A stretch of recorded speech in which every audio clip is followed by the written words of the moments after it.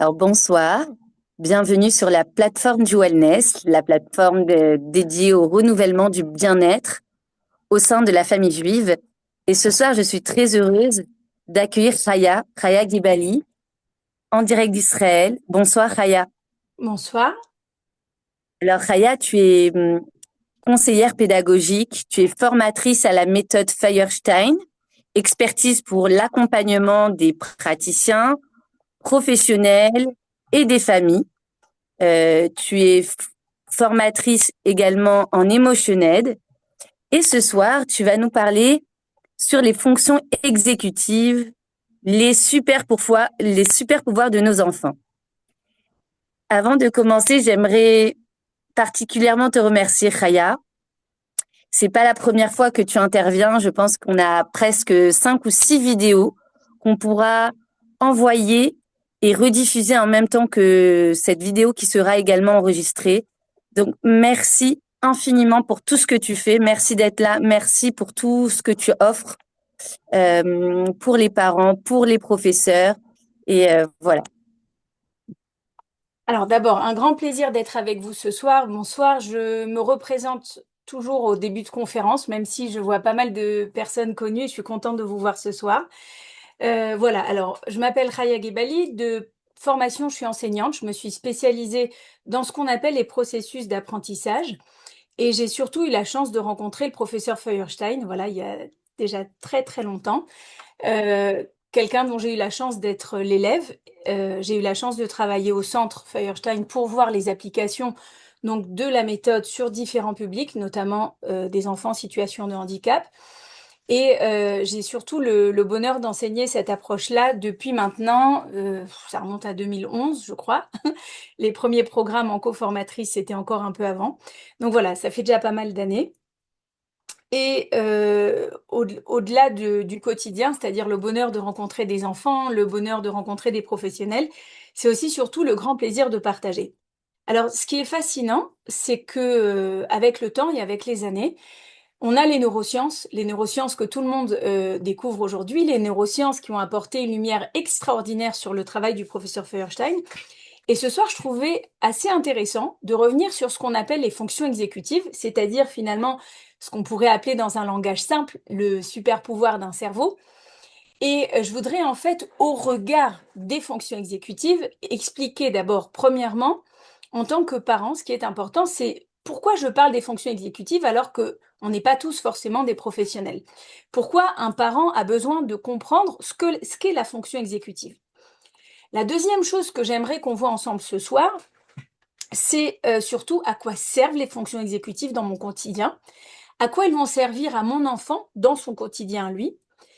La troisième question à laquelle je vais essayer de répondre ce soir, c'est à partir de quand je dois m'alerter, c'est-à-dire à partir de quel moment je dois me dire, tiens, il y a ici quelque chose à travailler avec mon enfant, je dois apporter une aide supplémentaire pour justement mobiliser ces fonctions exécutives. J'ai rien encore défini à ce stade, mais on va le faire tout de suite. Et ce qui est encore plus important, c'est qu'est-ce que moi, en tant que parent ou en tant que professionnel, mais ce soir, je vais parler surtout aux mamans parmi nous et aux parents, qu'est-ce que moi, en tant que parent, je peux faire dans mon quotidien, simplement en ayant la conscience de ces fonctions-là, qu'est-ce que je vais pouvoir apporter à mon enfant. Donc c'est un petit peu le fil conducteur de ce soir, c'est-à-dire définir les fonctions exécutives. Ensuite, une fois qu'on aura compris chaque fonction exécutive, définir dans la vie quotidienne quels sont les signes qui peuvent nous alerter et les questions qu'on doit pouvoir se poser. Et surtout, en tant que parent, qu'est-ce que je vais pouvoir apporter moi à mon enfant pour justement l'aider dans son quotidien à pouvoir développer ses fonctions exécutives. Alors, je vais vous partager un PowerPoint. L'objectif, c'est voilà, que vous puissiez aussi visualiser ce que j'explique au bout d'un certain temps. D'accord? Donc, très important, les fonctions exécutives, si on doit les expliquer, je trouve que la meilleure image, alors encore une fois, vous aurez d'autres conférences qu'on a déjà fait dans le wellness, mais je dis toujours qu'il y a plusieurs manières de découvrir nos enfants. D'accord? Je l'ai expliqué dans d'autres conférences. Il y a l'aspect comportement, c'est-à-dire ce que mon enfant me montre, ses réactions, ça me donne des informations sur sa personnalité. C'est la partie la plus observable de l'iceberg. Le deuxième élément qui nous permet de connaître nos enfants, ce sont ses émotions, c'est-à-dire est-ce qu'il se met en colère dans telle situation? Est-ce qu'il est plutôt joyeux dans celle-ci? Est-ce qu'il a peur dans telle situation? Donc on apprend aussi petit à petit à comprendre leur système émotionnel pour s'attacher à eux. Mais il y a quand même une partie très très très cachée de l'iceberg, c'est ce qu'on appelle les fonctions exécutives, c'est l'élément cognitif, c'est-à-dire il y a un cerveau derrière qui réfléchit, il y a un cerveau qui pense, il y a un cerveau qui va, si vous voulez, conditionner ma manière d'agir, conditionner la manière de mon enfant, la manière dans laquelle mon enfant va agir. Et ce cerveau-là, c'est la partie invisible. Ce que je vous propose ce soir, c'est d'aller explorer cette partie invisible de l'iceberg, d'essayer de mieux la comprendre pour justement mieux accompagner nos enfants au quotidien. Alors, si je devais donner une définition, d'accord, des fonctions exécutives, vous pouvez les chercher aujourd'hui sur ChatGPT ou sur n'importe où. Il y a énormément, énormément de recherches dans les neurosciences, de conférences qui ont été données sur ce sujet. Mais finalement, les fonctions exécutives, si on devait simplement les définir, c'est tous les ingrédients que mon cerveau met en route pour que je puisse penser et agir. D'accord? Ça, ce serait une définition simple. En gros, les fonctions exécutives, elles vont me servir à faire plusieurs choses qui sont fondamentales dans ma vie. Elles vont m'aider à réguler mon comportement. C'est-à-dire, quand j'agis et quand j'ai un comportement, ce qui va réguler mon comportement, c'est une fonction exécutive. D'accord?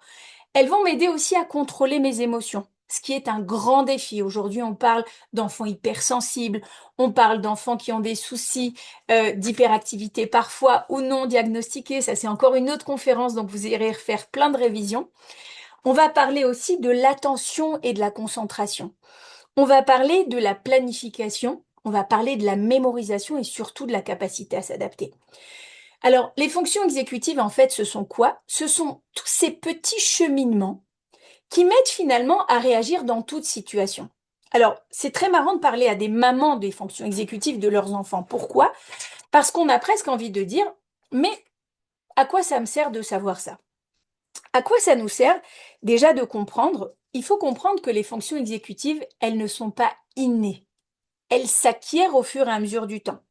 Ça veut dire qu'en fait, à travers mes interactions, à travers ma manière de m'adresser à mon enfant, à travers ma manière de jouer avec lui, à travers ma manière d'accueillir ce qu'il ressent, on va parler de tout ça. Finalement, je suis en train de modeler d'une certaine manière ce cerveau-là. Et ce cerveau, si vous prenez, si vous avez un petit peu écouté sur la théorie de Feuerstein, qu'on a déjà développée au wellness aussi, mais ailleurs, le principe de base de la neuroplasticité, que Feuerstein appelait la modifiabilité cognitive structurelle, c'est l'idée de dire que tout individu est modifiable. Ça veut dire que les fonctions exécutives, elles vont tout le temps être en mouvement. Elles vont commencer jeunes. L'âge idéal, d'accord, il y a quand même, plus un enfant est jeune, entre 3 et 12 ans, plus ses fonctions vont se développer. Et elles se développent par une sorte d'interaction et de stimulation. Donc c'est très important de savoir que ici, on est dans quelque chose qui bouge, on est dans un système qui est très dynamique. Ce système-là, il est fondamental. Pourquoi? Parce que si vous regardez bien, il n'y a aucun acte dans notre quotidien qu'on peut faire sans mobiliser ces fonctions exécutives. Que vous répondiez à une question, que vous vouliez juste planifier un itinéraire. D'accord? Un enfant, vous l'envoyez faire une course à la boulangerie, par exemple. Dans chaque geste, chaque réaction du quotidien, nous utilisons ces fonctions exécutives. Et ces fonctions exécutives, elles ont un super pouvoir. C'est-à-dire que si on arrive à, à, à développer ces fonctions exécutives, si on arrive à les stimuler, si on arrive à donner à nos enfants une manière de les utiliser, de les mobiliser, eh bien en fait, petit à petit, le cerveau va se structurer. Donc il faut déjà retenir plusieurs points. La première chose, c'est ce principe de modifiabilité, c'est-à-dire qu'à tout âge, on peut travailler les fonctions exécutives. Et ça va aussi aller beaucoup plus loin. Je ne développerai pas ça ce soir, d'accord? On l'a dit dans une autre conférence pour des enfants extraordinaires. Il faut savoir que même lorsqu'il y a un accident dans la vie, même s'il y a une raison neurologique pour lesquelles les fonctions exécutives sont touchées, il faut savoir qu'on va pouvoir faire un travail de stimulation qui va pouvoir nous faire récupérer, du moins partiellement. C'est ce qu'on appelle guérir par la neuroplasticité. D'accord? Il faut savoir qu'il y a un travail de restauration, même partiel, possible pour récupérer les fonctions exécutives. Et ça, c'est un travail très spécifique qu'on appelle la remédiation cognitive. D'accord? Donc, je ne vais pas revenir dessus. Ce qui est très important de savoir aussi, c'est que en tant que parent, je ne suis pas tout le temps obligée d'être alertée. Mais ce qu'on va faire ensemble, c'est se poser un certain nombre de questions. À partir des questions que je vais vous donner ce soir, il va falloir faire très attention. En fonction des réponses que vous donnerez, vous saurez s'il y a peut-être matière à aller mobiliser ces super pouvoirs de vos enfants, à aller explorer, c'est-à-dire est-ce que vraiment ils savent les mobiliser, ou alors est-ce qu'on doit vraiment leur apprendre comment faire pour mobiliser ces fonctions exécutives. Il faut savoir que les fonctions exécutives ont un développement. D'accord? Elles se développent au fur et à mesure de l'âge. C'est-à-dire qu'un enfant de 4 ans qui a du mal à attendre son tour, c'est ce qu'on appelle la norme. D'accord? C'est normal d'être un peu pressé quand on a 4 ans. Il est aussi normal quand on a 5 ans, même 6 ans, d'accord, d'être débordé par des émotions. D'accord? Il est évident que la facette émotionnelle d'un jeune enfant, elle est complètement liée à sa facette cognitive, d'ailleurs chez tous les individus, mais chez les jeunes enfants, on a du mal à voir ce contrôle-là. Donc il y a des choses qu'on va considérer ordinaires jusqu'à un certain âge, mais par contre, à partir d'un moment où on va voir que c'est très régulier, que c'est très souvent, eh bien, on va avoir des signaux d'alerte qui s'allument, et c'est là où peut-être vous aurez besoin d'aller faire un travail un peu plus approfondi, soit en mobilisant ces fonctions exécutives, soit en vous adressant à des professionnels. Donc l'objectif ce soir, c'est pas de donner toutes les réponses, mais c'est au moins de savoir se poser les bonnes questions. En Feuerstein, on dit toujours se poser les bonnes questions, c'est déjà arriver à une bonne partie de la réponse. Le cheminement est toujours ce qui est très important. Donc ça, c'est bien à distinguer. D'ailleurs, au passage, quand nous, on travaille en remédiation, on a des programmes pour jeunes enfants. C'est pas du tout la même manière de travailler que quand on va travailler avec des enfants de 7, 8 ans et plus. D'accord? Parce qu'en dessous de cet âge-là, il y a des choses qu'on va trouver tout à fait acceptables et tout à fait ordinaires. Pour les praticiens Feuerstein qui sont présents ce soir, c'est la grande différence entre le basique et le standard. D'accord? Il n'y a pas du tout la même façon de travailler. Alors, on va considérer, et tout ce que je vais vous montrer ce soir, il y a donc des comportements ordinaires, et il ne faut pas vous en inquiéter, des fois ça va se développer avec le temps, d'accord? C'est ce qu'on appelle la maturation biologique. Mais ce qu'il va falloir surtout savoir se poser comme question, c'est à partir de quand je dois commencer à m'alerter. Alors, je voudrais vous donner 4 éléments qui vont vous aider à répondre à cette question. D'accord? C'est-à-dire que avant de vous présenter les fonctions exécutives, je vais vous donner 4 éléments. Le premier élément, si vous voyez qu'une chose, une difficulté persiste au-delà d'un certain âge, c'est-à-dire vous voyez que malgré le temps qui passe, la difficulté semble persister, c'est-à-dire que c'est fréquent, c'est souvent et ça dure dans le temps, peut-être qu'il faut commencer à s'interroger. Le deuxième point auquel vous devrez être attentif, c'est pas si ça vous gêne à vous. Je vous donne un exemple. Un enfant qui est désordonné, ça ne veut pas dire qu'il a un problème d'organisation et de planification dans les fonctions exécutives, d'accord? Ça peut vous déranger à vous que sa chambre soit désordonnée. Donc le deuxième point, ça va être de regarder si les difficultés vont gêner votre enfant, on va être centré sur lui, dans sa vie quotidienne. Qu'est-ce qu'on appelle la vie quotidienne d'un enfant?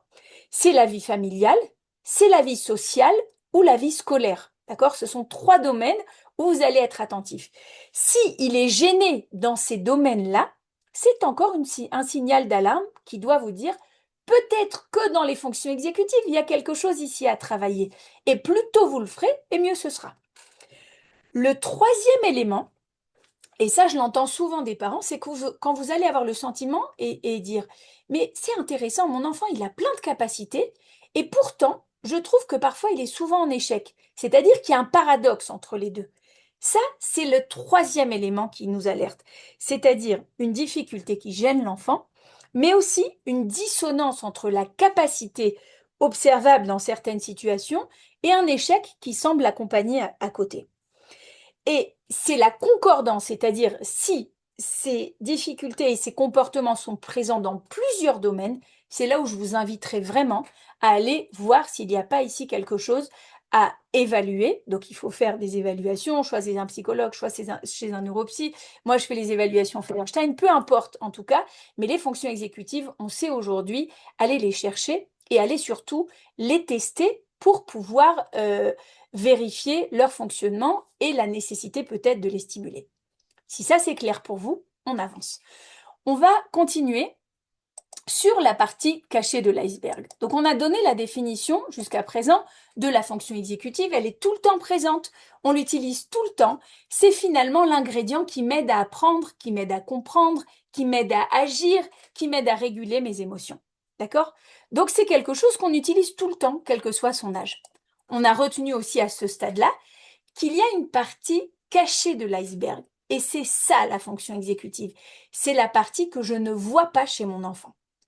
Alors, c'est très important de dire qu'elle est cachée, mais c'est aussi important de dire qu'elle est neurologique. Pourquoi? Parce que ça ne veut pas dire que mon enfant fait exprès, ça ne veut pas dire qu'il est coupable, ça ne veut pas dire qu'il est tout le temps responsable. Ça veut dire qu'il a besoin d'un travail supplémentaire pour pouvoir mobiliser ses fonctions exécutives. D'accord? Il y a vraiment ici une notion très importante qui est la place de l'accompagnement de mon enfant, la place de ce que nous on appelle la médiation, c'est-à-dire comment je vais pouvoir aider mon enfant par une modélisation pour qu'il puisse développer ces fonctions-là. Le troisième point qui est important, c'est toujours de vous dire que l'enfant ne fait pas exprès de ne pas être organisé ou de ne pas être concentré ou de ne pas avoir l'attention. On va vraiment les développer les unes après les autres. Mais par contre, si moi, l'adulte, j'arrive à le guider, par contre, si j'arrive à lui donner des expériences, d'accord? Il y a la notion vraiment d'expérimentation dans la fonction exécutive, c'est-à-dire ça suffit pas de donner de la morale ou de répéter. Il va falloir vraiment à travers des jeux. Nous, on le fait essentiellement à travers des jeux. Si vous connaissez les exercices de pointe Feuerstein ou d'autres exercices du programme, c'est-à-dire qu'on va s'entraîner, on va entraîner le cerveau à mobiliser ses fonctions exécutives et c'est cet entraînement-là qui va permettre de transférer dans des situations du quotidien. D'accord? Donc j'espère que pour vous c'est clair et on continue. Alors, la première fonction exécutive dont on va parler ce soir, et c'est très beau, et je suis très émue quand je vous les enseigne, parce que historiquement, Feuerstein, il a parlé de cette fonction-là il y a plus de 60 ans. D'accord? Son programme, il l'a appelé Une minute, je réfléchis. Une minute, je réfléchis, c'est-à-dire c'est la capacité à me mettre un stop. La capacité à me mettre un stop, ça sert à quoi dans la vie? Bah, ça sert par exemple à attendre son tour. D'accord? Regardez autour de vous les gens qui n'arrivent plus à attendre leur tour. Ça sert à ne pas interrompre dans une discussion.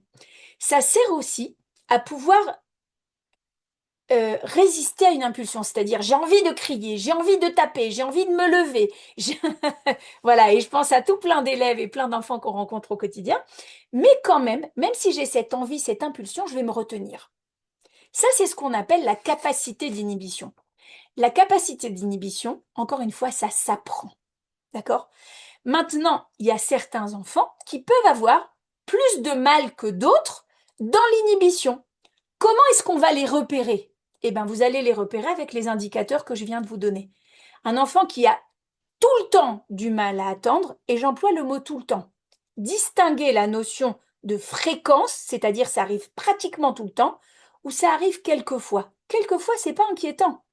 Nous sommes tous en train de nous modifier. Mais quand c'est tout le temps, c'est quelque chose qui va le gêner. Pourquoi ça va le gêner? Eh ben, je ne vais pas vous faire toutes les conclusions. Ça va le gêner dans sa fratrie, ça va le gêner dans ses amitiés, ça va avoir des conséquences. C'est ce qu'on appelle la régulation d'impulsivité dans le langage Feuerstein, d'accord? C'est quelqu'un qui va réagir très très vite et parfois beaucoup trop fort. C'est-à-dire les réactions sont extrêmement rapides, souvent sans une vraie réflexion, et elles sont souvent disproportionnées. Donc ça, c'est des signaux qui doivent me dire, tiens, peut-être que là, il y a un travail à faire. Et souvent, c'est aussi des enfants qu'on a du mal à cadrer, c'est-à-dire qu'on a des difficultés à arrêter. Ils sont dans quelque chose et ils n'arrivent plus à lâcher leur activité. Donc ça, c'est des petits signaux d'alerte, d'accord? Ça ne veut pas dire qu'à chaque fois, je dois m'affoler, ça n'a rien à voir. Ce sont des signaux d'alerte. Et quand j'ai ces signaux qui sont très fréquents, d'accord? Très, très, très fréquents, alors là, je dois m'interroger. La question la plus importante, d'accord, c'est comment je vais moi les aider à la maison. Parce que c'est quand même ça qu'on veut voir ce soir, d'accord? On n'est pas venu pour voir des problèmes, on est venu pour trouver des solutions. Alors, comment les aider? Je parle ici, il y a beaucoup de gens qui ont appris ce programme, d'accord? Vous savez que on a un programme dans Feuerstein qui travaille essentiellement, c'est le slogan de tout le programme, le 1 minute je réfléchis. Mais même si vous ne travaillez pas ce programme-là, forcément, il y a d'autres manières de provoquer ça. Tous les jeux de contrôle, c'est-à-dire qui vont demander à votre enfant de ralentir 1 seconde, comme par exemple, Jacques a dit 1, 2, 3, etc. Un tout petit peu ralentir, ça, ce sont des activités simples qui vont vous permettre d'entraîner vos enfants à travailler ce 1 minute, ce stop. Une autre chose que je fais beaucoup en consultation et que je vous invite à faire, d'accord? Vous utilisez des panneaux du stop, du code du permis de la route, d'accord? Vous en imprimez plein. Et vous allez faire un jeu avec vos enfants, vous allez leur dire on va s'entraîner à s'arrêter. Et chaque fois que l'enfant s'arrête, on va lui donner un stop. Et on va matérialiser. Tu vois là, tu t'es arrêté. Tu vois là, tu as pris 1 seconde, tu as regardé un peu plus longtemps que d'habitude. Mais ça suppose une attitude très particulière.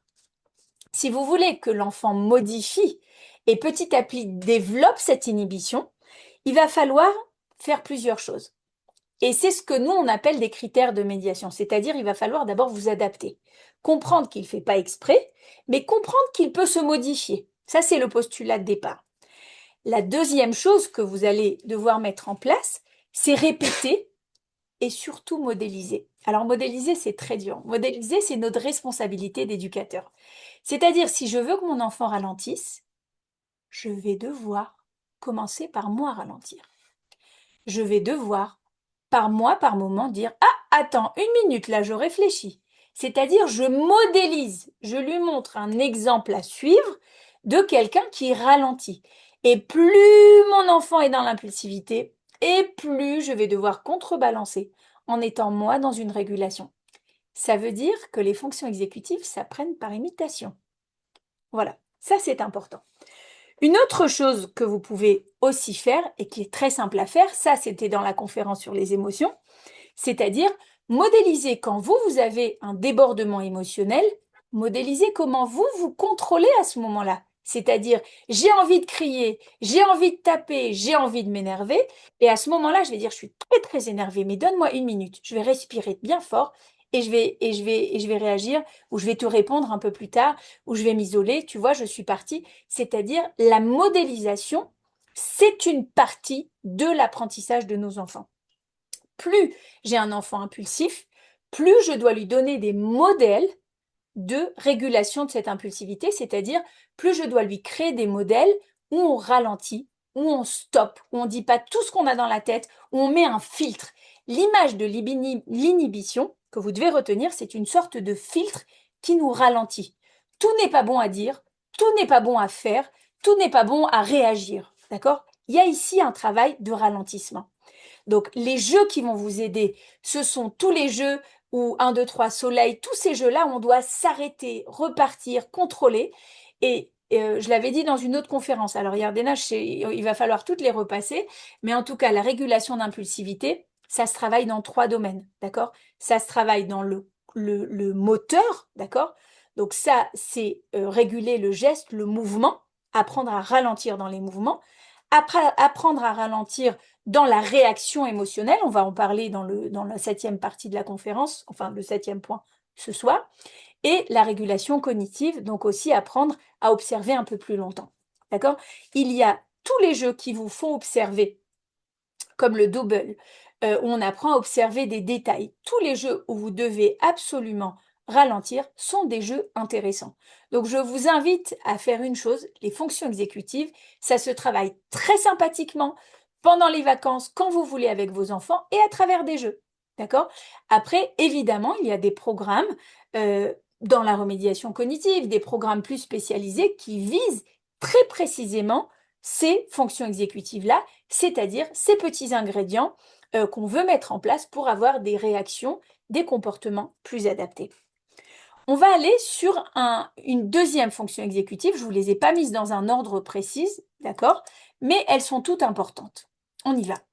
La deuxième fonction exécutive, alors sachez qu'on peut les travailler à tout âge, on a des manières très ludiques de le faire, d'accord? Je ne vais pas tout pouvoir vous dire en une soirée, mais en tout cas, voilà, sachez que vous pourrez aller plus loin. La mémoire de travail, c'est l'idée de se souvenir, d'accord, de garder dans la tête des informations. Alors, la mémoire, c'est quelque chose qu'on travaille à tout âge, d'accord? Et les personnes vieillissantes, c'est une de leurs plus grandes anxiétés, d'accord?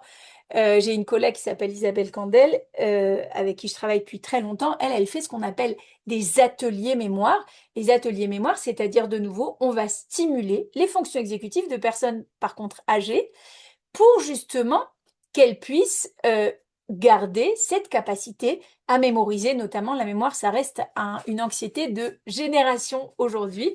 Voilà, les gens vieillissent, mais les gens veulent garder leur fonction cognitive et c'est tout à fait possible en s'entraînant. En tout cas, c'est quelque chose qui existe, qui est répandu et qu'on fait de plus en plus. Alors, la mémoire de travail, à quoi ça sert dans le quotidien d'un enfant? Ben déjà, premièrement, ça sert à retenir ce que ma mère vient de me dire. Va chercher dans la cuisine, tu peux me ramener la boîte de la cuisine et votre enfant qui revient. Maman, qu'est-ce que tu m'as dit? Alors, quand ça arrive une fois, c'est pas grave. Quand ça arrive deux fois, c'est pas grave, etc. Mais quand ça arrive tout le temps, là, c'est qu'il y a peut-être quelque chose à travailler, d'accord? C'est-à-dire une difficulté à retenir les consignes. Ça, pourquoi ça peut impacter la vie d'un enfant? Parce que toute la vie à l'école, c'est des consignes. Et pas que à l'école. Donc, il y a quelque chose ici qui s'appelle la mémoire de travail. C'est je mets dans ma tête et je retiens l'information. C'est ce qui va permettre aussi de comprendre que les choses se font pas en une fois. Quoi que tu fasses, tu as fait un gâteau, ton gâteau, tu as une recette, tu as eu des étapes qui se sont faites. C'est l'importance de se focaliser sur les étapes, ce que nous on appelle le processus. Feuerstein disait toujours, le processus est plus important que le résultat. Toujours plus important, apprenons à nos enfants, il y a des étapes. On n'arrive pas à ce résultat comme ça d'un coup, tout à coup, un beau matin. C'est pas le fruit d'un hasard. Ce résultat, il est fruit d'un travail qui s'est fait d'un point A à un point B, à un point C, et ça donne ce résultat D aujourd'hui. Donc il y a toujours ce découpage-là. Et ça va permettre aux enfants aussi de comprendre des histoires. Donc pourquoi? Parce qu'il faut que je me rappelle que le personnage du début, c'est toujours le même qui a continué. Alors, encore une fois, pareil, je vous donne toujours les petits signes et surtout ce qu'on va pouvoir faire. Dans la vie quotidienne, c'est des enfants, on va dire, ils sont distraits, ils oublient, d'accord? Ça va rejoindre aussi l'attention, dont on va parler un peu plus tard. Mais souvent, vous avez le sentiment qu'ils sont décrochés, qu'ils perdent le fil. Et c'est des enfants, en fait, ils sont très mignons, ils sont adorables, mais ils vous prennent beaucoup d'énergie. Pourquoi? Parce que vous allez répéter, répéter, répéter, une fois, deux fois, 10 fois, etc. Et dans cette répétition, il y a toujours la notion d'énergie. Combien d'énergie va passer une maman en un soir à répéter les mêmes consignes? Alors, ce qui est très important ici, c'est encore une fois de voir comment est-ce que je peux aider mon enfant à développer cette mémoire de travail. Alors, encore une fois, Feuerstein, il dit toujours, avant de penser à changer nos enfants, il faut changer soi-même, d'accord? La médiation, c'est toujours un travail de l'adulte. C'est moi l'adulte qui sert de modèle, c'est moi l'adulte qui sert de médiateur, c'est comme ça qu'il nous appelle, et c'est donc moi qui vais donner à l'enfant deux éléments. Le premier, c'est comment faire pour y arriver, c'est-à-dire je dois lui montrer le processus. Et le deuxième, très important, c'est le sentiment de compétence. C'est-à-dire je dois toujours être capable de m'arrêter sur des petits progrès. Le mot petit est très important ici. C'est pas le mot progrès qui est important, c'est le mot petit. Ne soyons pas pressés. Si on veut tout d'un coup, on n'aura pas grand-chose, on ne saura pas regarder. Si vous voulez garder des enfants motivés, petit à petit, arrêtons-nous sur les petits progrès. Qu'est-ce qu'un progrès? Hier, j'ai dû te répéter 20 fois, aujourd'hui, je t'ai répété que 18, c'est déjà un progrès. Alors, c'est pas ce que vous attendez comme résultat, mais c'est déjà un progrès. Si vous savez vous arrêter sur 18, demain ce sera 16, et après-demain, peut-être que vous arriverez petit à petit à tendre vers 3 fois. Donc, il faut ce temps-là. Alors, comment est-ce qu'on peut aider un enfant sur la mémoire de travail? Alors, première chose, on réduit. D'accord? Donnez pas des consignes hyper longues. Tu peux aller me chercher le truc que j'ai laissé dans la voiture, c'était derrière, mais on fait des phrases courtes, on fait des phrases claires, on fait des phrases simples et on donne une consigne à la fois. Alors, je ne vais pas rentrer dans le TDAH, je ne vais pas rentrer dans tous les enfants qui ont des troubles neurologiques diagnostiqués, mais sachez que chez ces enfants, c'est encore plus vital et encore plus important de faire tout ce qu'on va dire, parce que chez eux, les fonctions exécutives sont à stimuler. Donc, l'importance, non pas de donner une consigne, mais comment je la donne. Est-ce que je te donne une information à la fois ou est-ce que je te dis, bon, d'abord va chercher la boîte à la cuisine, ensuite tu sais, tu la ramènes au salon, mais je t'ai donné déjà deux informations. Je t'ai parlé de la boîte, je t'ai dit qu'elle était à la cuisine, je t'ai dit de la ramener au salon. Ça fait trop de choses pour la tête d'un enfant qui a une difficulté de mémoire de travail. Très très important, vous avez plein de jeux qui font travailler ça. Le memory par exemple, d'accord? C'est un excellent jeu qu'on utilise depuis tout petit, qu'on peut complexifier. Vous avez les brain box, d'accord? C'est des jeux très simples où on va petit à petit stimuler la mémoire de travail. Quand vous allez faire répéter des suites de nombres ou des suites de gestes, ou quand vous allez dans chaque chose de votre quotidien découper en étapes, vous aidez vos enfants à travailler sur la mémoire de travail. Donc, c'est des petites choses simples que vous pouvez intégrer dans votre quotidien quand vous faites les devoirs. Combien de temps on va travailler? On va rester concentré ce temps-là, mais on va faire, voilà les étapes qu'on va faire. Donc tous ces moments qui sont difficiles, eh bien en fait, plus on va découper, plus on va donner le processus et plus on donne à nos enfants la possibilité de développer cette mémoire de travail. Alors, j'ai un petit sablier là qui coule, vous savez. Je vais essayer de faire les 7 ce soir, j'espère qu'on y arrivera. On va voir. Et puis sinon, on fera une autre partie. En tout cas, là pour l'instant, on n'en a vu que deux. On va continuer avec une autre fonction exécutive, mais vous allez voir finalement, c'est que des choses que vous rencontrez au quotidien. C'est ce qu'on appelle, alors nous, on est très très très friand de celle-ci, c'est ce qu'on appelle la flexibilité mentale. La flexibilité cognitive, alors je vous le dis quand même, parce que je ne peux pas m'empêcher de parler du professeur Feuerstein, pour lui c'était la définition de l'intelligence. Il disait, être intelligent, c'est quoi? C'est s'adapter. Alors, il y a ceux qui diront, c'est avoir des bonnes notes, c'est que mon enfant, il sache par cœur, il a une intelligence de vie. Bah, Feuerstein, il donnait une définition. Il dit, l'intelligence, c'est la capacité à s'adapter, c'est-à-dire à se modifier. Tant que je suis capable de m'adapter à une situation, de m'adapter à de nouvelles personnes, de m'adapter à de nouveaux savoirs. Vous savez que le Zoom, on a commencé au Covid. C'était pas il y a si longtemps que ça. Avant le Covid, on ne savait pas faire des conférences, on ne savait même pas former sur Zoom. Aujourd'hui, regardez ce qu'on peut faire, c'est incroyable. Donc, la flexibilité mentale, c'est la définition que donnait Einstein de l'intelligence. À quoi sert la flexibilité mentale? Bah, ça sert à toute la vie. D'abord, ça sert à savoir vivre avec d'autres personnes. Ça nous rend plus empathiques, d'accord? Ça nous sert à accepter un changement. Ça nous permet de changer de point de vue. Très important. Si vous voulez avoir des amis, si vous voulez voir la manière de quelqu'un d'autre, si vous voulez comprendre quelqu'un d'autre, avoir un peu d'empathie pour lui, vous devez être capable d'être flexible, c'est-à-dire vous mettre dans les chaussures de cette autre personne. Se mettre dans les chaussures de quelqu'un d'autre, c'est essayer de se mettre dans une autre position. C'est ce qu'on appelle la flexibilité cognitive, comprendre qu'il existe plusieurs solutions. C'est ce qu'on appelle, nous, la pensée alternative ou la pensée de De Bono. Je ne vais pas vous rentrer dans tous les concepts. Ceux qui ont vu le PEI connaissent ça par cœur, en tout cas, je l'espère.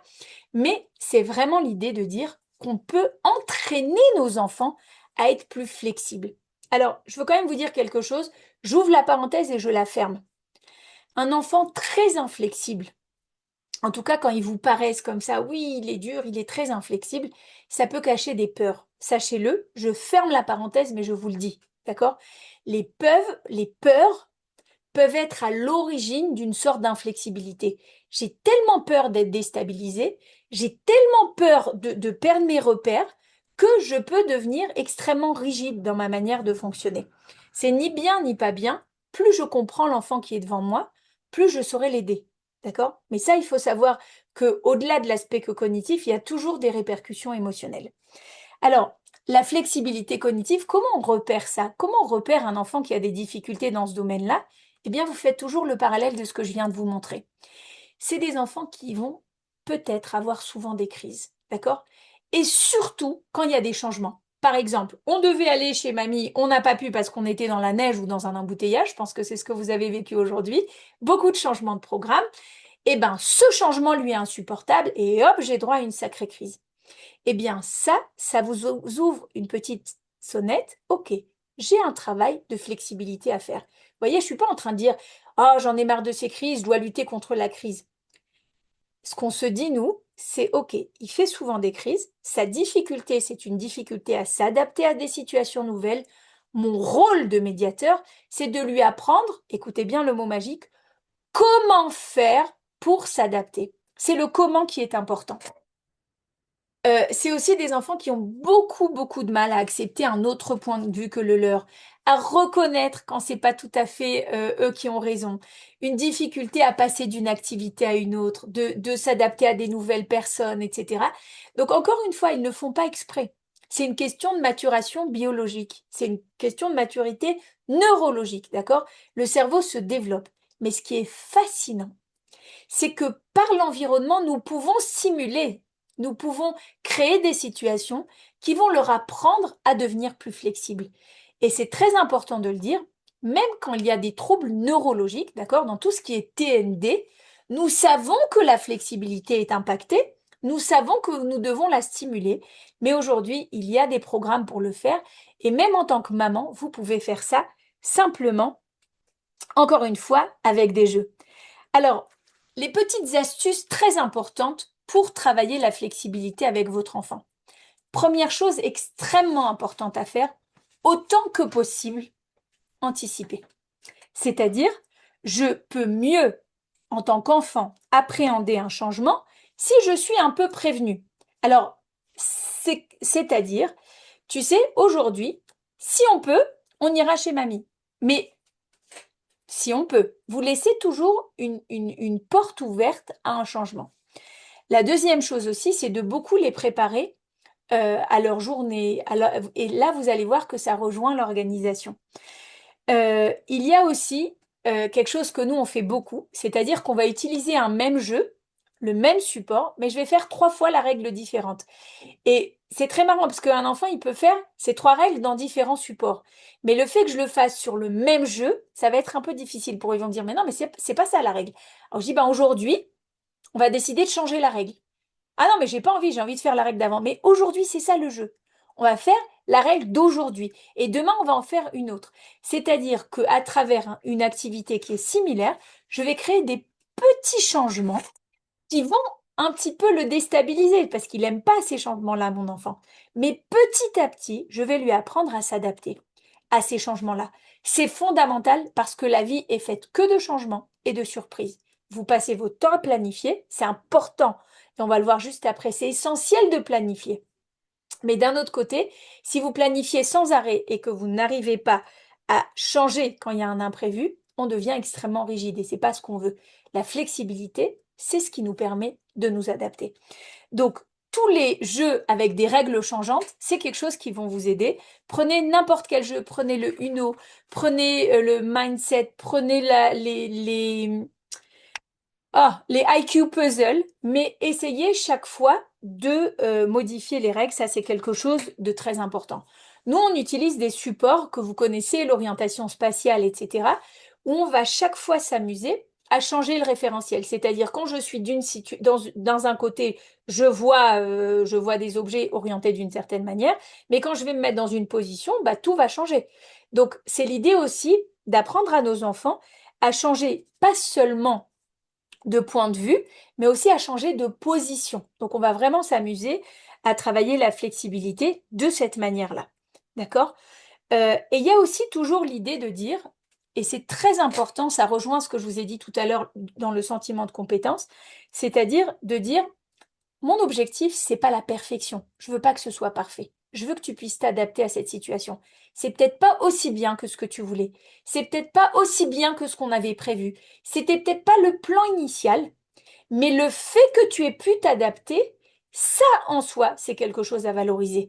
Donc, gardez toujours en tête, que la fonction exécutive, elle va se modifier, mais ça va aussi beaucoup dépendre du lien que j'ai avec mon enfant. Ça va aussi dépendre de ma manière dont je lui montre l'exemple, ça va dépendre de ma manière dont moi je me régule et je contrôle mon impulsivité. Ça va dépendre aussi de ma manière dont moi je vais lui montrer des modèles où je suis flexible. Au passage, le meilleur exemple qui matérialise la flexibilité aujourd'hui, c'est Waze. Recalculate. Il est sans arrêt en train de recalculer des itinéraires. Il vous a pas changé votre objectif. Vous voulez aller dans un point B, vous l'avez enregistré. Mais Waze, c'est la meilleure matérialisation de vous dire on peut arriver par plein de manières différentes au résultat qu'on souhaitait. Mais parfois, on a un embouteillage, parfois on a des embûches, etc. Donc, un enfant, vous pouvez lui faire, lui expliquer ce que c'est que la flexibilité par des exemples dans votre quotidien.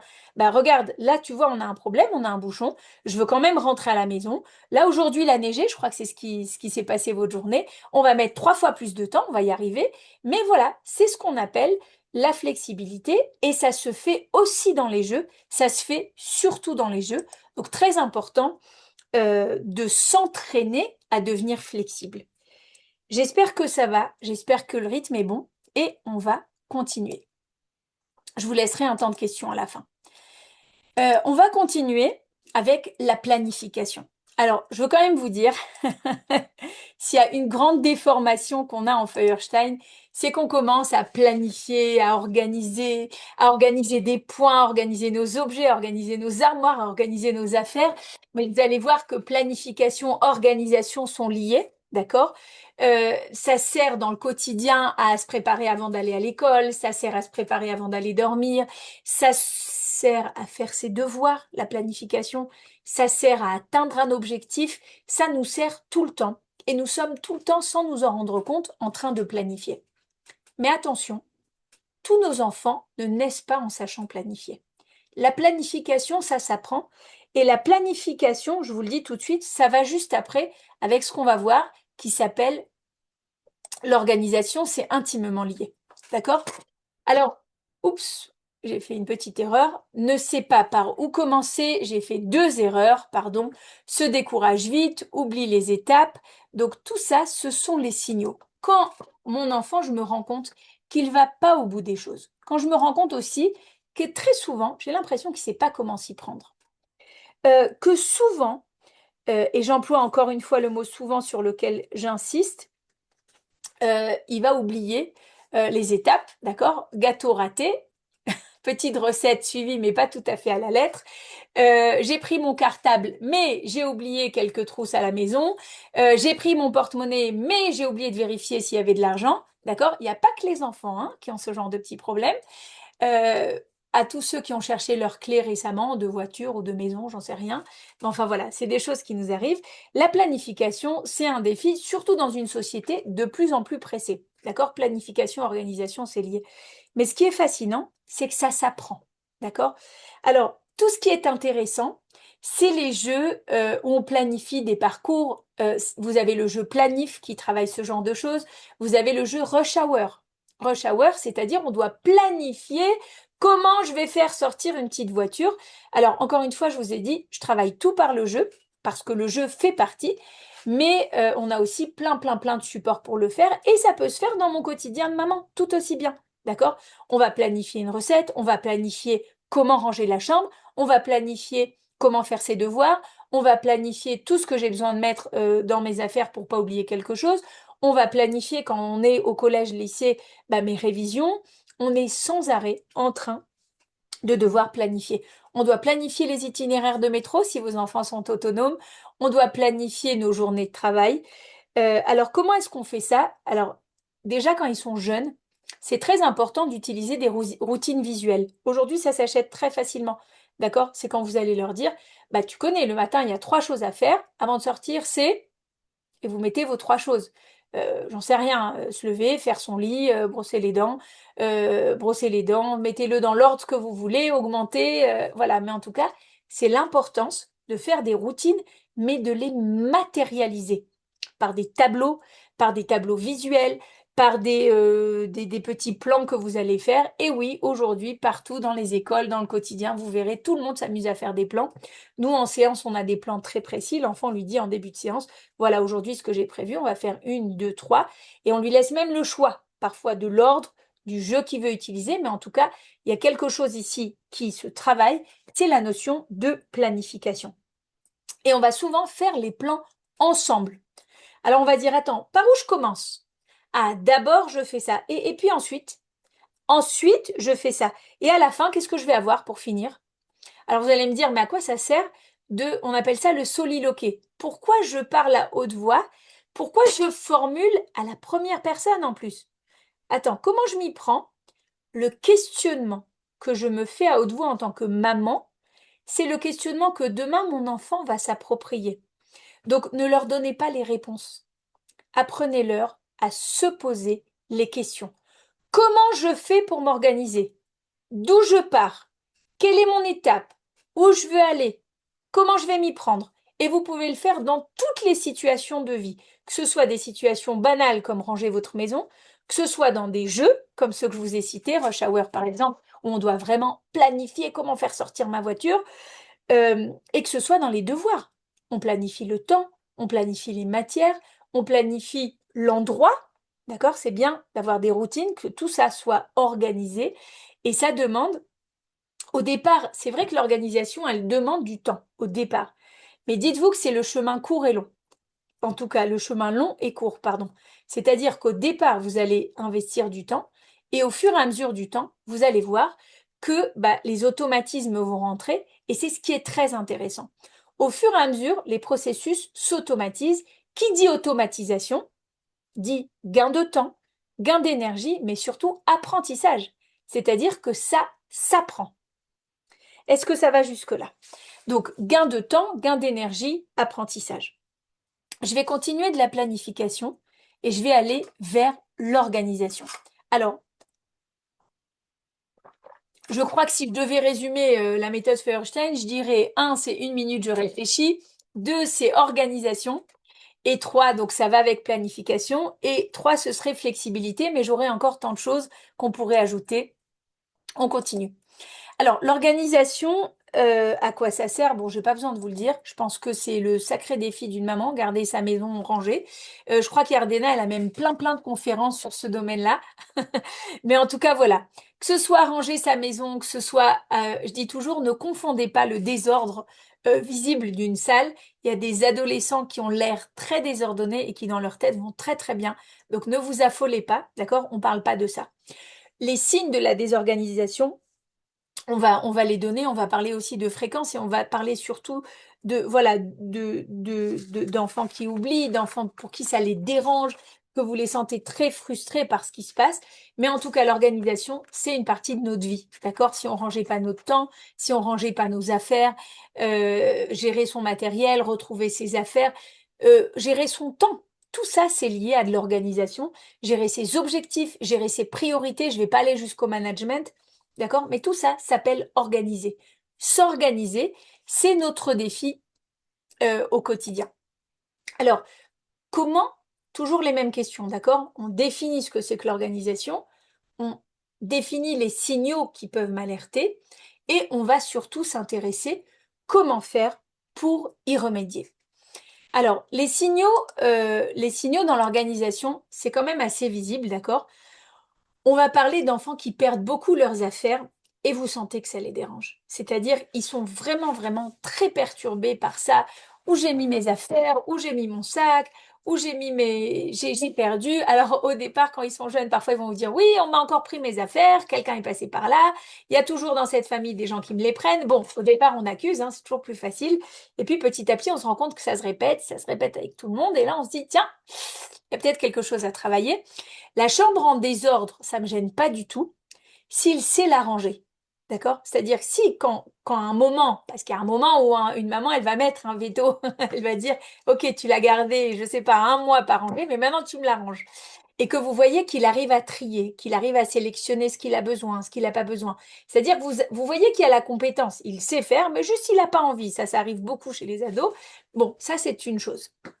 Mais il faut distinguer ça d'un enfant qui sait vraiment pas le faire et que vous sentez que ça le perturbe et que vous avez toujours le sentiment qu'il est comme ça dans un mouvement comme ça de papillon qui va dans tous les sens et il se perd lui-même.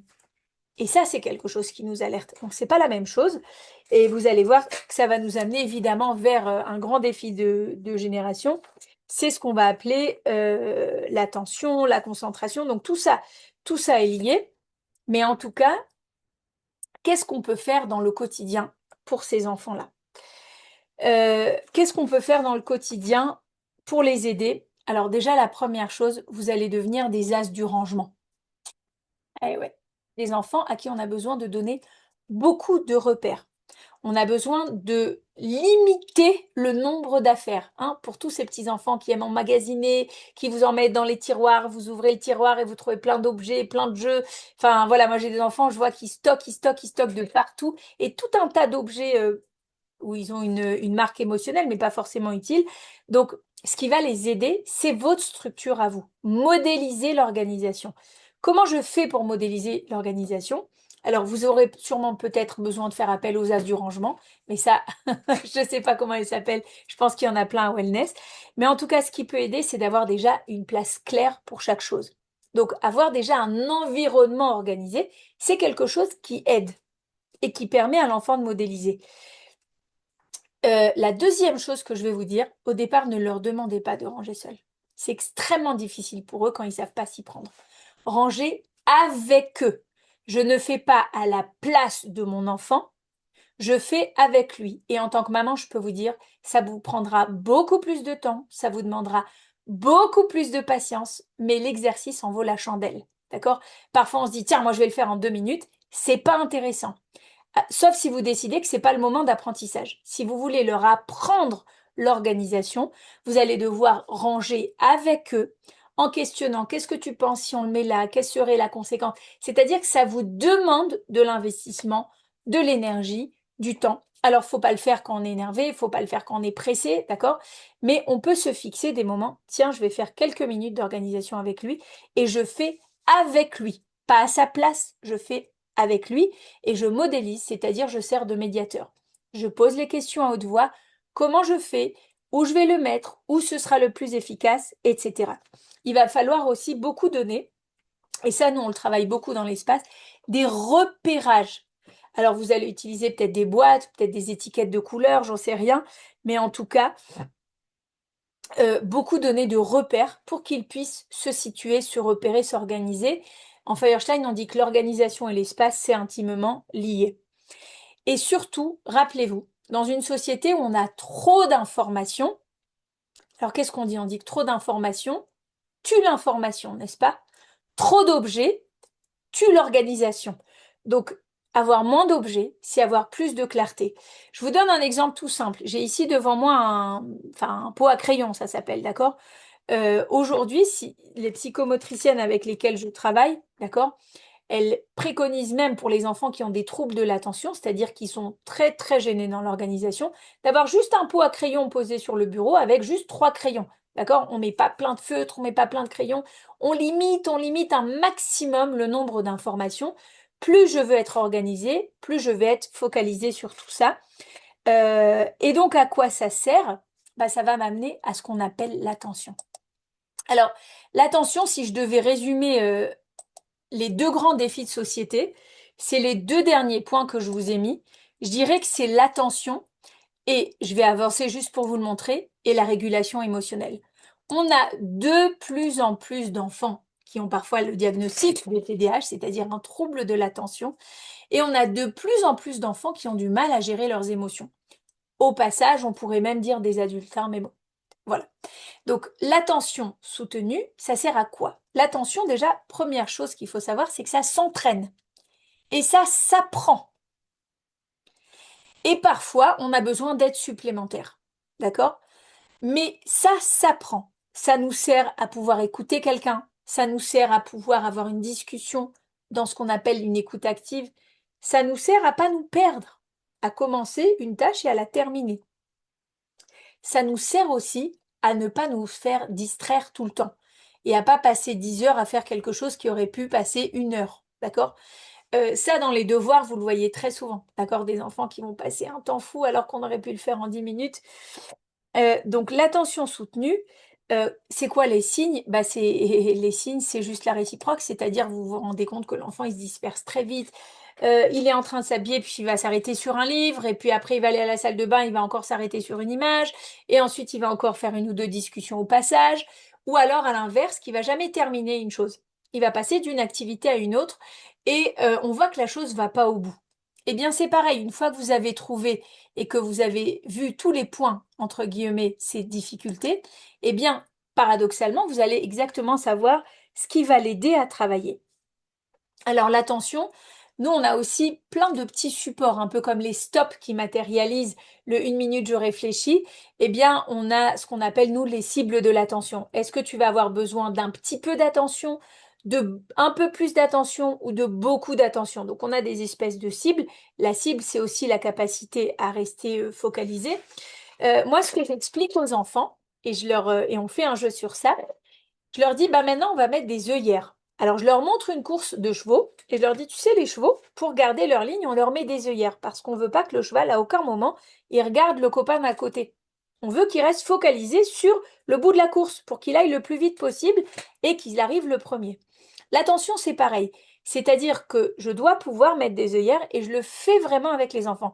Quand je vois qu'ils perdent trop l'attention, je dis, regarde, maintenant, mets des œillères. Et on fait le geste vraiment avec les mains pour matérialiser cette idée. Attends, maintenant je regarde plus autre chose, je regarde soit que ma feuille, soit que le texte que je veux apprendre, etc. Donc c'est aussi une histoire de créer des conditions et de s'entraîner à garder l'attention.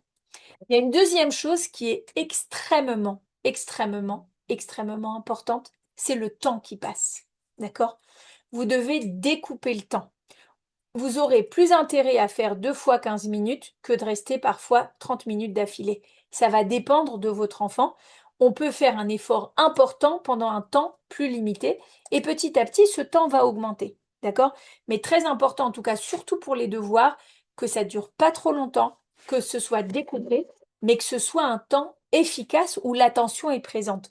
Donc, matérialiser le temps avec des sabliers. Et moi, j'utilise aussi beaucoup les minuteurs. On va leur dire, regarde, tu travailles pas longtemps, 10 minutes, 15 minutes, mais les moments où tu es là, tu es complètement là. Ça veut dire que toutes les introductions, les 40 questions ou les 40 discussions qu'il fait au départ, je vais parfois canaliser. Je vais dire, attends, maintenant, on pose plus de questions. On commence. Et il y a un aspect que nous, on appelle de régulation. C'est-à-dire là, à partir de maintenant, on s'entraîne à rester concentré sur la tâche. Euh, donc, il y a les temps courts qui sont très importants. Il y a une sorte d'environnement calme. Il ne faut pas qu'il y ait trop de distracteurs. Mais par contre, petit à petit, on va les entraîner à travailler avec un fond de musique. Pourquoi? Justement pour s'entraîner petit à petit à garder son attention malgré la musique ou malgré quelque chose qui aurait pu me distraire. Après, vous avez énormément de jeux qui travaillent la concentration. Ça peut être des puzzles, ça peut être des jeux de société, d'accord? Mais aujourd'hui, il faut savoir qu'on a beaucoup de jeux qui permettent de travailler l'attention. Mais ce que j'ai beaucoup envie de vous dire, j'ai parlé beaucoup en formation, celles qui m'ont déjà entendu, de ce qu'on appelle des pauses cerveau. Très important de savoir que l'attention, c'est un entraînement. Donc quand un enfant il a peu d'attention, on va rester 2 minutes, 3 minutes, 4 minutes, 5 minutes. Petit à petit, on va augmenter ce temps d'attention.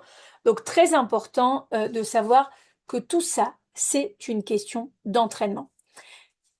Voilà. Alors, j'espère que je ne vais pas vous frustrer, mais je vous dis quand même que comme mon temps est écoulé, tout ce qui concerne la régulation émotionnelle, on ne va pas le faire ce soir. Mais en même temps, vous n'allez pas être complètement frustré parce que de vous à moi, j'ai déjà fait des conférences sur la régulation des émotions et j'en fais tout le temps, donc on va passer ça rapidement. Mais je voudrais quand même m'arrêter sur le plus important. D'accord? Il faut savoir qu'un enfant qui a une difficulté avec les fonctions exécutives, c'est pas forcément un manque d'effort. Il y a quelque chose qui est de la maturation neurologique, d'accord? Mais la bonne nouvelle, c'est que ça se développe. La bonne nouvelle, c'est que l'expérience que vous allez faire avec eux va permettre cet apprentissage. La bonne nouvelle, c'est que c'est pas vos reproches qui vont servir, c'est plutôt les modèles que vous allez leur montrer. La bonne nouvelle, c'est que plus vous allez être focalisé sur les efforts, les petites réussites au fur et à mesure, que vous allez célébrer, j'emploie le mot célébrer les petits progrès, que vous allez chaque fois les accompagner au lieu de faire à leur place, que vous allez faire avec eux, que vous allez répéter, répéter, répéter avec bienveillance. Tout ça, ce sont les ingrédients qui vont vous permettre de travailler les fonctions exécutives. D'accord? Donc, en tant que parent, en tant que maman, on s'adapte, on devient un modèle, on répète et surtout, on insiste toujours sur la compétence de mon enfant. Tous ces problèmes, je les vois, mais maintenant, ce qui est important pour l'amener à se modifier, pour l'amener à changer, pour l'amener à développer ses fonctions exécutives petit à petit, c'est de me focaliser, et vraiment j'insiste lourdement, sur ces petits progrès et de l'amener, nous on appelle ça la conscience de son propre changement, de lui dire, regarde, tu es en train de progresser, regarde, tu es en train d'avancer, regarde, hier tu n'arrivais pas à rester assis, aujourd'hui tu es resté 5 minutes. Regarde, avant tu étais toujours en désordre, tu oubliais beaucoup tes affaires, maintenant c'est beaucoup moins. Regarde, montrez-lui tout ce qui progresse. Alors, c'est peut-être pas le résultat attendu parfois par l'école, je le sais. C'est le souci de beaucoup de parents. C'est peut-être pas le résultat attendu par l'entourage, mais on n'a pas d'autre arme. La meilleure arme pour créer du changement chez nos enfants, pour qu'ils se modifient dans leur cerveau, c'est de leur faire prendre conscience de ce pouvoir-là. J'ai le pouvoir de me modifier. Je ne sais pas encore m'organiser, mais j'ai le pouvoir d'apprendre à m'organiser. Je peux apprendre à avoir de l'attention même si c'est difficile pour moi. J'ai le pouvoir de planifier. J'ai le pouvoir de me réguler. J'ai le pouvoir de me ralentir ou de me stopper. C'est ce qu'on appelle les super pouvoirs. C'était ce que je voulais vous montrer ce soir. Je les ai pas tous faits. Je n'ai pas fait peut-être le plus passionnant, c'est la régulation émotionnelle, mais vous aurez d'autres conférences. En tout cas, vous en avez déjà de disponibles pour pouvoir le faire. Je voudrais terminer en vous donnant plusieurs informations importantes en conclusion. D'accord? Il est évident que quand on me donne 1 heure de conférence pour un sujet aussi vaste et qui est tellement fascinant, on n'a fait qu'une introduction. Je voudrais revenir sur ce que j'ai dit au départ. L'objectif de ce soir, c'était essentiellement, d'abord qu'on les découvre ensemble. Ce sont des pouvoirs incroyables qui impactent toute la vie de nos enfants. Donc, savoir que sont les fonctions exécutives, c'est important. Le deuxième point que je voulais vous dire ce soir, c'était surtout d'apprendre à les repérer, c'est-à-dire posez-vous des questions. Toutes les questions qu'on a évoquées ensemble sont des questions importantes à se poser. Est-ce que mon enfant, il coupe régulièrement la parole? Est-ce qu'il se laisse sans arrêt distraire au bout de quelques minutes? Est-ce qu'il a très souvent besoin d'être appelé à la tâche? Est-ce qu'il a du mal à attendre son tour? Est-ce que il se bloque souvent? Est-ce qu'il fait beaucoup de crises? Est-ce qu'il accepte les changements? Est-ce qu'il sait organiser son travail, son matériel, son temps? Est-ce qu'il termine ce qu'il a commencé? Toutes ces questions que je vous ai développées, évoquées, ce sont des pistes qui vont vous permettre de dire où ils en sont. Et ensuite, pour moi, le plus important, c'était à chaque fois ce que je vous ai dit que vous pouvez faire dans le quotidien. C'est incroyable de se rendre compte de tout ce que nous pouvons faire avec nos enfants, par des jeux, mais aussi par la conscience. Je dois être conscient, je veux l'aider à être plus organisé. Je veux l'aider à se ralentir. Je veux l'aider à travailler l'inhibition. Je veux l'aider à planifier. C'est possible, mais en étant conscient que vous êtes un modèle pour eux. Donc il y a toujours cette notion de modélisation. Désolée de vous dire qu'on n'a fait qu'une introduction, mais vous pouvez aller plus loin, d'accord? Pour ceux qui sont dans l'association d'Elet Laolim en Israël, vous avez la possibilité en tant que parent de participer à partir de dimanche prochain à un atelier qui s'appelle ni permissif ni autoritaire. Donc là, on va parler à la fois de la régulation des émotions et à la fois de ce qu'on appelle, nous, de la régulation de comportement. Donc l'inhibition, c'est-à-dire se ralentir, mettre des règles fermes et à la fois comprendre les émotions de nos enfants, mais aussi leur apprendre à les gérer. Donc ça, c'est un atelier qui commence la semaine prochaine en 5 fois. Vous avez aussi sur mon site, en tout cas sur le site du CFRC, si vous êtes des professionnels, toutes les formations disponibles pour l'année 2026, essentiellement autour du programme de Feuerstein, mais pas que. On a vu, je pense qu'on l'avait présenté dans le wellness, mais je l'ai aussi fait sur d'autres plateformes, tout ce qui concerne les outils d'EmotionAid, donc le secours émotionnel, les réactions en cas de crise, comment on peut ramener son enfant assez rapidement avec quelques techniques simples. Donc ça, c'est aussi voilà les moyens de contact. Et vous avez le mail de l'association avec qui je travaille. Pour terminer, pour toutes celles ou tous ceux qui font partie de l'éducation nationale ou qui sont dans l'enseignement, etc., j'interviendrai le 26 janvier prochain à la journée pédagogique nationale. La thématique, c'est quand l'estime de soi, donc le sentiment de compétence, devient un outil d'accompagnement efficace. Et évidemment, moi, ce qui m'intéresse, c'est pas les enfants qui sont brillants, ceux-là, ils n'ont pas besoin de nous. C'est tous ceux justement qui ont tellement de difficultés dans leur fonction exécutive, dans leur apprentissage, dans tout ce que vous voulez. Et l'idée, c'est de se dire, bah, qu'est-ce que je vais pouvoir faire pour les accompagner vers ce sentiment d'estime de soi qui devient finalement l'effet Pygmalion, c'est-à-dire qui va les porter. Donc voilà, pas mal de rendez-vous au programme. Je ne sais pas dans quel cadre je vais vous retrouver. En tout cas, vous êtes bienvenus, que vous soyez parents, professionnels, enseignants.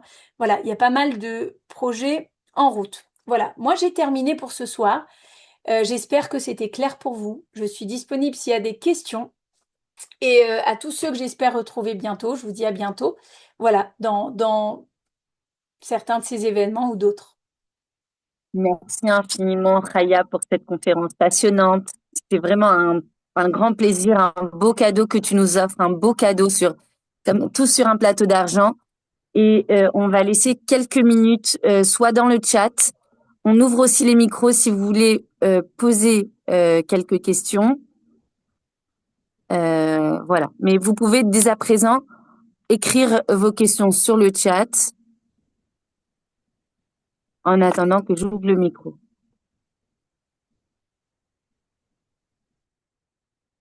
S'il y a des questions, il n'y en a peut-être pas.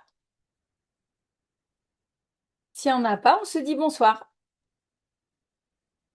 Alors, y a-t-il des questions? Comme Khaya l'a dit, on se dit bonsoir et on enverra un message groupé avec le lien du CFRC et alors et toutes les anciennes conférences de Khaya. Ok. Euh, Yardena, tu peux aussi m'envoyer les conférences des parents médiateurs, etc. Je ne oui, savais pas où les trouver, mais en tout cas, tu me les enverras. Allez, je vous dis bonsoir à toutes. Une bonne soirée. À merci très encore Khaya. bientôt. Voilà, dans quels que Infiniment soient les projets, mais en tout cas, à bientôt. Allez, au revoir. merci.